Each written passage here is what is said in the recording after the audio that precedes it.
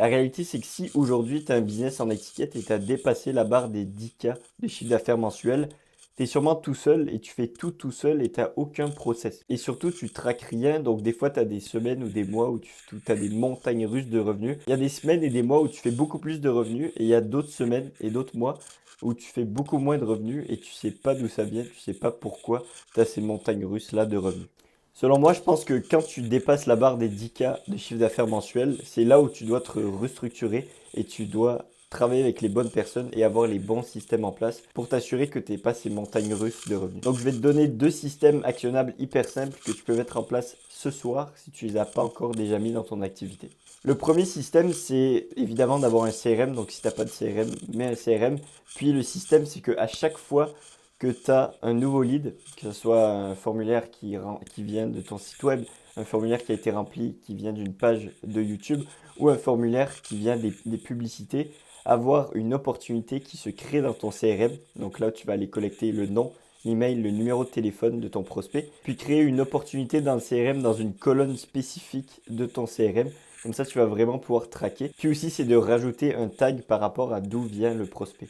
Donc je donne un exemple, admettons vous avez une campagne de publicité sur Meta, vous allez pouvoir attribuer un tag à cette opportunité de la provenance d'où il vient. Donc là, admettons, on prend le même exemple des Meta Ads, là on pourrait rajouter un tag Facebook Ads. Comme ça vous savez que ce lead-là vient des Facebook Ads. Puis admettons, vous remarquez que vous avez beaucoup plus de leads qui finissent par devenir clients, qui viennent de vos Facebook Ads versus des leads qui venaient d'un formulaire que vous avez sur votre site web. Ben là, vous allez pouvoir savoir que tous les leads qui viennent de vos Facebook Ads ont beaucoup plus de chances de devenir clients. Donc, vous savez que si vous voulez avoir plus de clients, vous devez mettre plus d'efforts sur les publicités parce que c'est ce qui marche en ce moment. Donc, c'est un exemple de système ultra simple que vous pouvez mettre en place. Encore une fois, c'est ultra simple, c'est pas du génie.